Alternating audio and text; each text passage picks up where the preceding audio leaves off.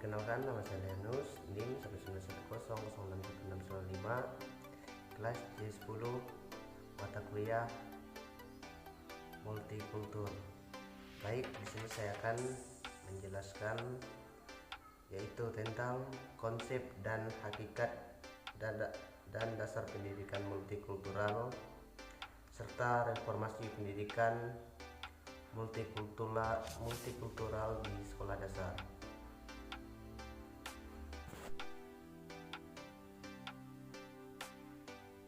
Pengertian multikultural.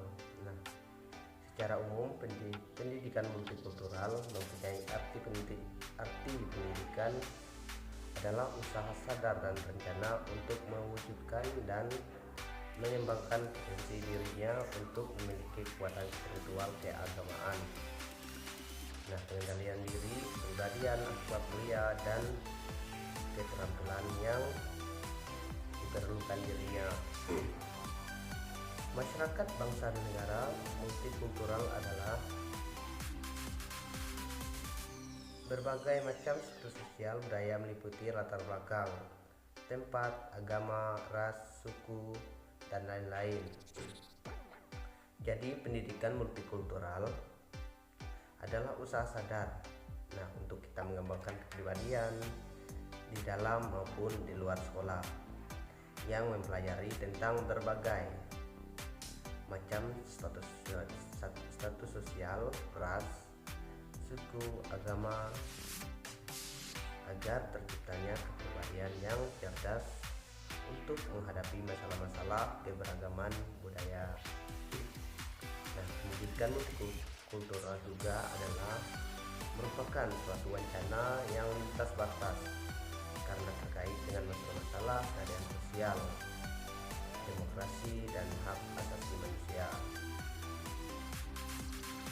Di sini Azumardi Acha menuliskan pendidikan multikultural sebagai pendidikan atau tentang keberagaman budaya dalam merespon perubahan demografi dan kultur lingkungan masyarakat tertentu atau bahkan demi secara keseluruhan. Pendidikan multikultural adalah pendidikan yang memperhatikan secara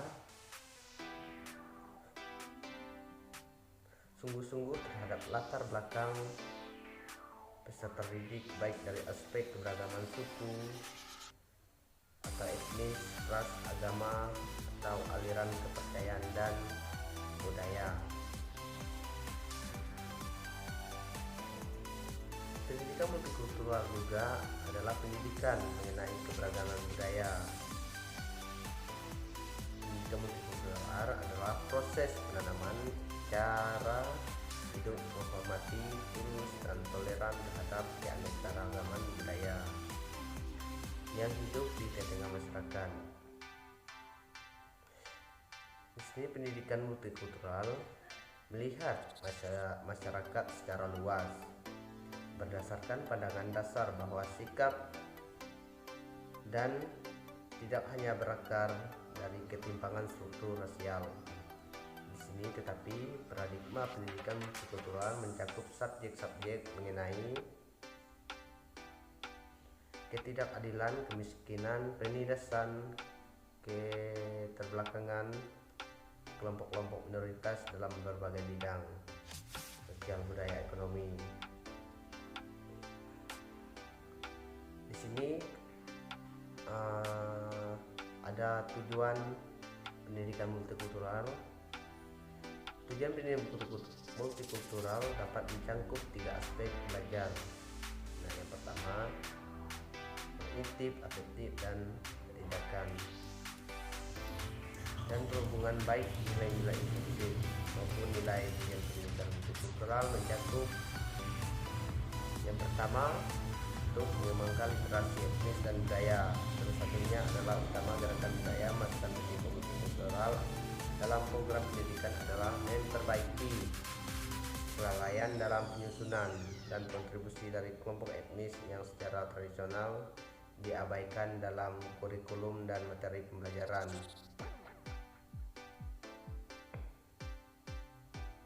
Yang kedua, perkembangan pribadi. Dasar psikologis pendidikan multikultural menekankan pada pengembangan pemahaman mandiri yang lebih besar, konsep diri yang positif, dan kebanggaan pada identitas kepribadiannya. Mengembangkan pemahaman yang lebih baik tentang diri mereka sendiri dan pengalaman budaya dan kelompok etnis yang lain dapat memperbaiki penyimpangan yang menganggap nilai yang ada pada kelompok yang dominan itu lebih tinggi. Yang tiga, klarifikasi nilai dan sikap. Nah, di sini mengajari generasi muda untuk menghargai dan menerima perbedaan etnis, menyadarkan bahwa perbedaan budaya tidak sama dengan kekurangan atau rendah diri, dan untuk mengakui bahwa keberagaman merupakan bagian integral dari kondisi manusia. Yang keempat ada kompetensi multikultural. Nah, ini dikatakan upaya interaksi lintas kultural seringkali terhalang oleh nilai, harapan, dan sikap negatif. Yang kelima yaitu kemampuan keterampilan dasar. Tujuan utama pendidikan multikultural adalah untuk memfasilitasi pembelajaran untuk melatih kemampuan keterampilan dasar dari peserta didik yang berbeda secara etnis maupun golongan. Yang keenam yaitu persamaan dan keunggulan pendidikan. Nah, didik harus memahami secara keseluruhan bagaimana budaya untuk membentuk gaya belajar, perilaku mengajar, dan keputusan pendidikan dengan memaksimalkan prestasi belajar mereka. Nah, tujuan multikultural untuk mencapai persamaan dan keunggulan pendidikan mencakup kognitif, afektif, dan keterampilan. Yang ketujuh yaitu memperkuat pribadi untuk reformasi sosial.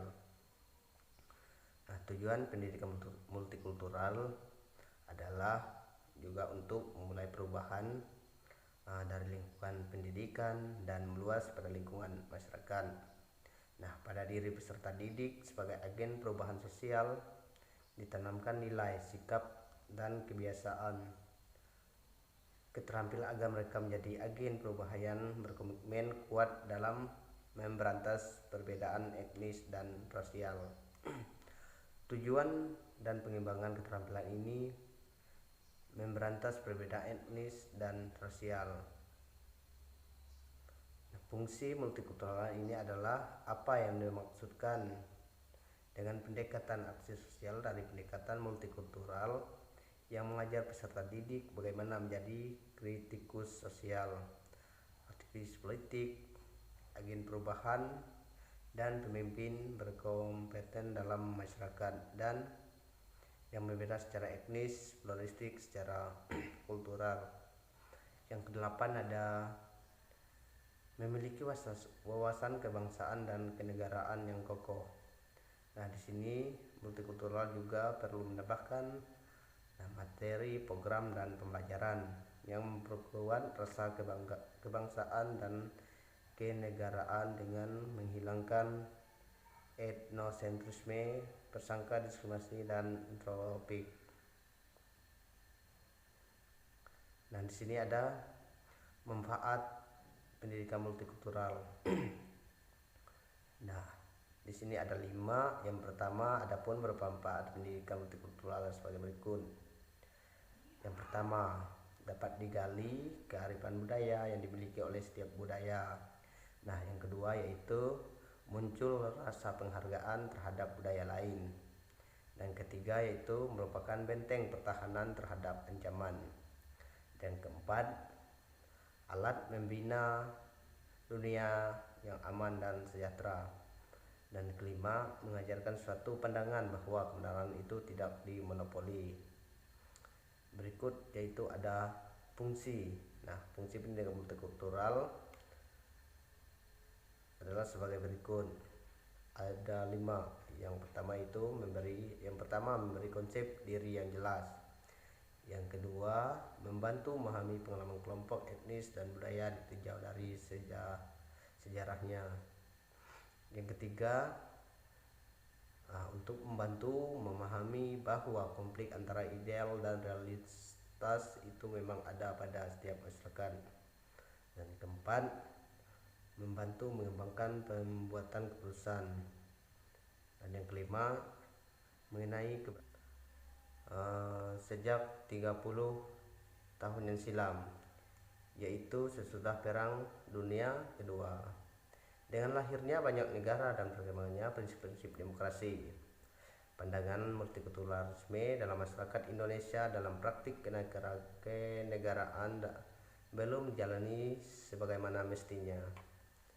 Nah, lambang Bhinneka Tunggal Ika yang memiliki makna beragam dalam satu kesatuan, ternyata yang ditekankan hanyalah kesatuannya dan mengabaikan keberagaman budaya dan masyarakat Indonesia. Nah, pada masa Orde Baru menunjukkan relasi masyarakat terhadap praktik hidup kenegaraan tersebut. Nah, pada masa Orde Baru menunjukkan relasi masyarakat terhadap praktik hidup keberagaman tersebut. Ternyata masyarakat ingin menunjukkan identitasnya sebagai masyarakat Bhinneka yang selama Orde Baru telah ditindas dengan berbagai cara demi untuk mencapai kesatuan bangsa. Demikian pula praktis pendidikan sejak kemerdekaan sampai era Orde Baru telah mengabaikan kekayaan kebinekaan kebudayaan Indonesia yang sebenarnya merupakan kekuatan dalam suatu kehidupan demokrasi. Nah, sejak jatuhnya Presiden Soeharto dari kekuasaannya yang kemudian diikuti dengan masa yang disebut era reformasi, Indonesia mengalami disgregasi, krisis moneter, ekonomi, politik, dan agama yang mengakibatkan terjadinya krisis kultural di dalam kehidupan bangsa dan negara. Nah, era reformasi juga membawa agenda demokrasi sehingga menghidupkan kembali wacana pendidikan multikultural sebagai kekuatan dari bangsa Indonesia.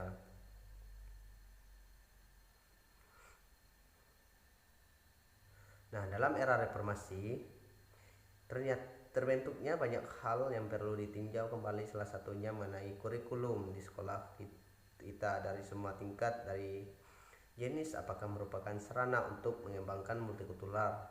Selain masalah kurikulum, ada juga masalah mengenai otonomisasi pendidikan yang diberikan kepada daerah agar pendidikan merupakan tempat bagi perkembangan kebinekaan kebudayaan Indonesia. Pendidikan multikultural untuk Indonesia sesuatu hal yang baru dimulai di Indonesia, belum mempunyai pengalaman mengenai hal ini. Nah, adapun otonomi daerah juga baru disampaikan. Nah, oleh sebab itu diperlukan waktu dan persiapan yang cukup lama untuk memperoleh suatu bentuk yang pas dan pendekatan yang cocok untuk pendidikan multikultural di Indonesia. Nah, bentuk atau sistem yang cocok bagi Indonesia bukan hanya memerlukan pemikiran akademik dan analisis. Nah, di sini juga masyarakat Indonesia yang pluralis tetapi juga meminta kerja keras untuk melaksanakannya. Nah, gagasan multikultural bukanlah suatu konsep yang abstrak, tetapi pengembangan suatu pola tingkah laku yang hanya dapat diwujudkan melalui pendidikan. Selain itu, multikultural tidak berhenti pada pengakuan akan identitas yang suatu kelompok. Pendidikan multikultural mengakui adanya keberagaman agama, etnik, dan budaya.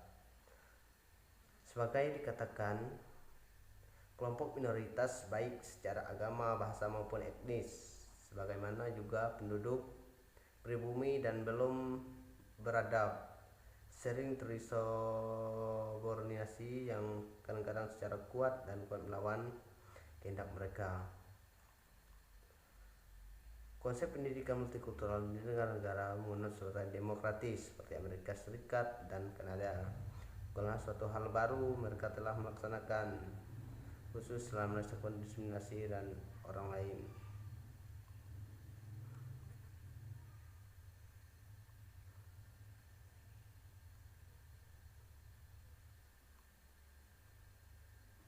Cerita sejarah masa lalu yang melainkan yang lebih penting dari bagaimana sejarah itu terjadi. Setiap negara memiliki sejarah yang berbeda dari proses sebuah bangsa. Begitu juga dengan Indonesia. Ada beberapa asas yang menjadi ciri khas asas itu antara lain. Yang pertama, asas wawasan nasional kebangsaan persatuan dalam perbedaan. Yang kedua, yaitu asas Bhinneka Tunggal Ika atau perbedaan dalam persatuan. Yang ketiga yaitu asas kesederajatan. Keempat yaitu asas selaras rasi dan seimbang. Nah, di sini ada 3 prinsip penyusunan program dalam pendidikan multikultural. Yang pertama, pendidikan multikultural sebagai ide. Pendidikan multikultural sebagai ide adalah suatu filsafat yang menekankan legitimasi vitalitas dan pentingnya keberagaman kelas sosial, etnis, dan ras gender anak yang membutuhkan khusus agama, bahasa, manusia dalam membentuk kehidupan individu. Yang kedua itu pendidikan multikultural sebagai gerakan reformasi pendidikan. Di sini dibagi menjadi 3, yaitu nilai-nilai yang mendasari nilai-nilai yang bersifat pluralis harus mendasari seluruh komponen pendidikan, keberagaman budaya dan mendasarinya. Yang kedua yaitu aturan prosedur. Aturan prosedural yang berlaku harus dipijak dan berpihak pada semua kelompok yang beragama itu. Yang ketiga, kurikulum. Keberagaman budaya menjadi dasar pengembangan seperti tujuan, bahan, proses, dan evaluasi, artinya membutuhkan penyusunan kurikulum baru yang di dalamnya mencerminkan nilai-nilai multikultural.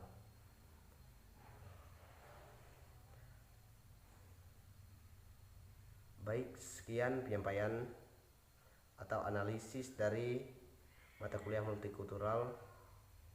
Cukup sekian dan terima kasih.